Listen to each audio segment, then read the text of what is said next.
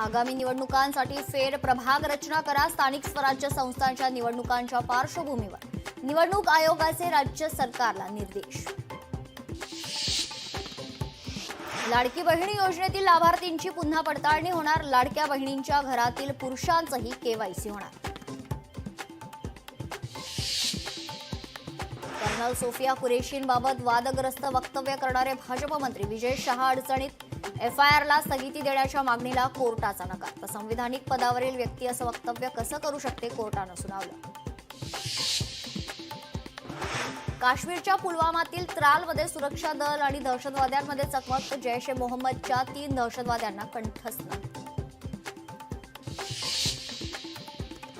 त्यांनी धर्म विचारून मारला, आम्ही कर्म बघून अद्दल घडवली. श्रीनगर एअरबेसवर राजनाथ सिंग यांचं वक्तव्य. भारतीय सैन्याचा अभिमान असल्याचा पुनरुच्चार. भारताने केलेल्या हल्ल्यात पाकिस्तानचं मोठं नुकसान. वॉशिंग्टन पोस्ट आणि न्यूयॉर्क टाइम्समध्ये बातमी. तर भारताच्या एअर स्ट्राईकमध्ये पाकिस्तानच्या 6 एअरफील्डचं नुकसान झाल्याचं वृत्त. पुण्यातील सफरचंद व्यापाऱ्यांना पाकिस्तानातून धमकीचे फोन. तुर्कीच्या सफरचंदांवर बंदी घातल्यानंतर धमक्या. तर तुर्कस्तान अझरबैजानमध्ये शूटिंग न करण्याचा सिने वर्कर्स असोसिएशनचा निर्णय.